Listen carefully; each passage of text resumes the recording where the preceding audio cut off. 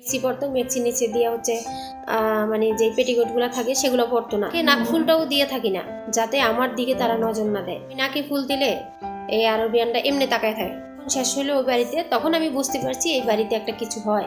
রাত্রে 8টা বাজে, 9টা বাজে, কোনোদিন 10টা বাজে ছুটি হয়। মানে বিভিন্ন ধরনের ছেলেপেলেরা যায়, ফাউল ছেলে মেয়েরা যায় সময় কাটায়। তো ঠোঁটে একটু লিপস্টিক দিতে দেয় না। কিছু হাজি সাহেবেরা আছে এই পৃথিবীতে, মানে অন্যের বোন মাতারি, অন্যের বউ বেটি, অন্যের মা মহিলা, আর নিজের মা, নিজের বোন বোন, নিজের বউ ঘরের স্ত্রী। এইভাবে মানুষকে বুঝাইতে চায়।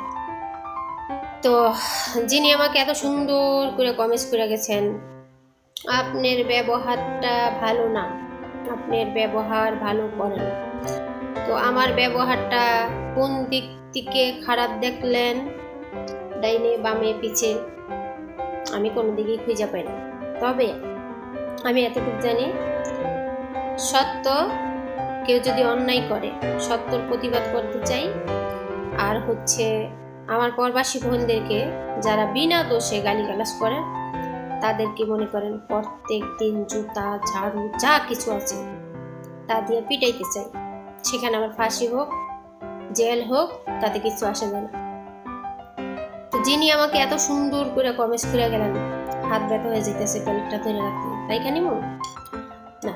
যেহেতু লেবু নিয়ে কথা বলছি, এই লেবুটা খেতে খুব মজা, কিন্তু খোসাটা মুখে দিবেন প্রচণ্ড তিতা। তো এইখান থেকে কি বুঝলেন, এটা কিন্তু কাজের জিনিস, ঠিক আছে? এটা অকাজের জিনিস না। তো আমার কিছু ভিডিও দেখে আপনি আমাকে বিবেচনা করতে পারবেন না, বুঝতে পারছেন? আমার আইডির সমস্ত ভিডিও দেখতে হবে, তাহলে আপনি আমাকে বিবেচনা করবেন। আমার একটা দুইটা কথা, একটা দুইটা ভিডিও দেখার পরেই আপনি এসে হুট করে কমেন্টস করে বসবেন আপনার ব্যবহার ভালো না। আপনি যে কোন হুজুর ঘরের সন্তান আমি জানি না, আর কোন হাজির ঘরের সন্তান তাও জানি না। তবে এতটুক বলতে পারি, বাইরে যারা হাজিগিরি করে তাদের ঘরে খোঁজ নিলে দেখা যায় তার মাই আবার দেহ ব্যবসা করে, তার বোনই আবার শরীর বিক্রি করে। জীবনে বহু দেখেছি, বুঝতে পারছেন? বহু দেখা বুঝেন তো, বহু দেখেছি এই জীবনে। বয়সটা কতটুক সেটা জানি না, তবে বয়সের থেকে বেশি দেখে ফেলছি। আমি শহরে থাকি, ঢাকা মিরপুরে থাকি, 7 নম্বর 11 নম্বর 6 নম্বর ভাড়া ছিলাম, 10 নম্বরে যাইনি, 1 নম্বরও থেকেছিলাম। টেকনিক্যাল কল্যাণপুর টেকনিক্যাল যেই বড় একটি স্কুল আছে, টেকনিক্যাল যেই স্কুলটা, সেখানেও আমি ভাড়া থাকছিলাম। আমার নিজের বাড়ি ঘর নেই, যেটা সত্য কথা। শহরে আসলে কয়জনের বাড়ি আছে, সবাই ভাড়া থাকে, অধিকাংশ মানুষই ভাড়া থাকে। কিছু বাড়িওয়ালারা আসলে এই বাড়িগুলো অনেক আগে করেছে, যখন এখানে জমিনের অনেক দাম কম ছিল। আমি যখন শহরে ঢুকেছি তখনও জমিনের দাম কম ছিল। আমাকে অনেকে বলেছিল জমি রাখতে, খুব দাঁড় দেনা করেও বলছিল, কিন্তু আমি রাখি নাই, হয়তো হেরে গেছি। আমার সেই বাড়িওয়াল নিয়ে এখনও আমার সঙ্গে মাঝে মাঝে কথা হইলে বলে, আমরা জমি রাখলাম, তোরে বললাম রাখতে, রাখলি না, দেখ আমরা 4 লাখ টাকা কাটা জমি রেখেছি, আজকে সেই জমির দাম কত কত। তো আসলে ভাগ্য সব কিছু তো আর সবার কপালে থাকে না। তো যেই ভাই আমাকে এত সুন্দর করে কমেন্টস করেছেন আমার ব্যবহার ভালো না, আপনার পরিবারের খোঁজ নিয়ে দেখেন, আপনার ঘরের স্ত্রী, আপনার বোন, আপনার মা ব্যবহারটা কতটুকু ভালো সেটা খোঁজ নিয়ে, সেটা জেনে শুনে এসে তারপরে আমাকে কমেন্টস করেন, বুঝতে পারছেন? আর ভিডিওর মাঝখানে বললাম না, এই জীবনে বহু হাজিদেরকে দেখেছি, অনেক হাজিদেরকে দেখেছি, বাইরে হাজিগিরি, ঘরে নিজের মা বোন দিয়েই শরীর বিক্রি করাচ্ছে। একটা বাড়িতে ভাড়া থাকতাম, বাড়িটার নাম ঠিকানা বলছি না, সম্মান যাতে নষ্ট হবে না, যেহেতু আমাকে সবাই চিনে শহরের, অধিকাংশ মানুষই আমার সঙ্গে ওঠা বসা ছিল, অনেক মানুষই আমাকে চেনে, আমি কোথায় ভাড়া ছিলাম, কোথায় কী ছিলাম, আমার ভিডিও দেখে অনেকে। তো যাই হোক, সেই বাড়িতে আমি যখন ভাড়া যাই, সেই বাড়িওয়াল নিয়ে মানে এমন একটা ভাব নিয়েছিল সেই আল্লাহর ফেরেশতা, বুঝতে পারছেন? অথচ তার বাড়িতেই কিছু খারাপ মেয়েরা যায়, কিছু খারাপ ছেলেরা যায় সময় কাটানোর জন্য। যখন আমি এগুলো বুঝতে পারলাম, বোঝার পরে আমি তাকে নিষেধ করে দিয়েছি এই বাড়িতে আমি ভাড়া থাকবো না। তখন উনি আমাকে প্রশ্ন করলো, কেন? আমি বলছি আমার ভালো লাগে না, আমি টাকা দিয়ে ভাড়া থাকবো, যেখানে ইচ্ছা সেইখানে থাকবো, ঠিক আছে? আপনাকে ভাড়া দিচ্ছি, আমি 1 তারিখ থেকে রুম ছেড়ে দিব, চলে যাব এইখান থেকে। তো এই জন্য বললাম, এই জীবনে বহু দেখেছি, বুঝতে পারছেন? আমি যখন ওই বাড়িতে ভাড়া যাই 11 নম্বরের লাইন ঠিকানাটা সব কিছু বলছি না, জাস্ট বললাম 11 নম্বরের ভিতরে আমি ভাড়া যখন ঢুকছিলাম, তখন হচ্ছে ওই বাড়িওয়ালি বলছে আমার বাড়িতে কোনো পুরুষ ঢুকতে পারে না, আমার বাড়িটা আসলে এত সেফটি, এমনি সেমনি আমার বাড়িটাদেরকে আমি রাখি। হ্যাঁ, তো খুশি হয়ে গেছিলাম। তো আমরা ছিলাম 2 জন, আমার স্বামী, আমি আর আমার ছেলেটা হচ্ছে ওর দাদির কাছে থাকে, দাদির কাছে রাখতাম। তো আমি 1 সপ্তাহ যেতে যেতেই 1 সপ্তাহ যখন শেষ হলো ওই বাড়িতে, তখন আমি বুঝতে পারছি এই বাড়িতে একটা কিছু হয়।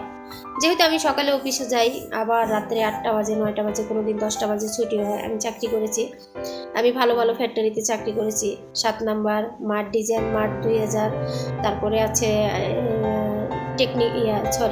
টিভিনিক্স, এটাও 7 নম্বরের ভিতরেই।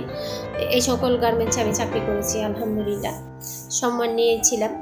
তো সেইখানে যখন এগুলো বুঝতে পারলাম, তখন আমি 1 সপ্তাহ যাওয়ার পরেই বুঝতে পারি ওইখানে বিভিন্ন ধরনের ছেলেপেলেরা যায়, কিন্তু ওনার রুমটাই একটা রুম দেওয়া আর কি, সেই রুমে কোনো ভাড়াটা থাকে না, জাস্ট ফাউল ছেলেমেয়েরা যায় সময় কাটায়। তখন আমি যখন এগুলো বুঝতে পারলাম, তখন হচ্ছে আমি ওই খালাকে নিষেধ করে দিলাম, আন্টিকে, যে আন্টি আমি এই বাসায় তো থাকবো না, আমি দেশে চলে যাবো। মিথ্যা কথা বলেছিলাম যে আমি দেশে চলে যাব, এটা বলি নাই যে আমি এই বাসায় ভাড়া থাকবো না, অন্য জায়গায় যায় ভাড়া থাকবো।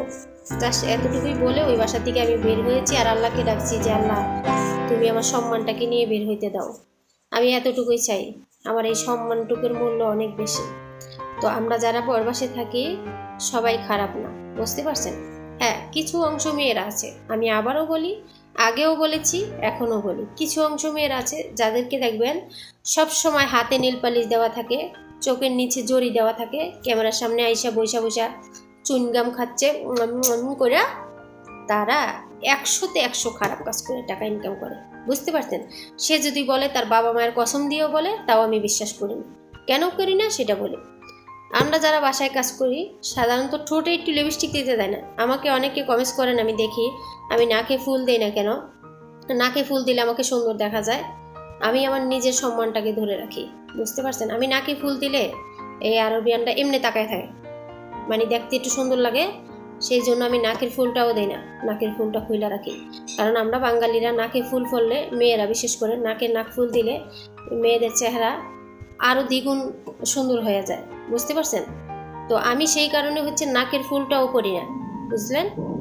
নাক ফুলটাও দিয়ে থাকি না, যাতে আমার দিকে তারা নজর না দেয়। তো আমি নিজে যদি সেফটে থাকি না, কারো বাপের ক্ষমতা নেই আমার সম্মান নিয়ে ছিনিবিনি খেলবে।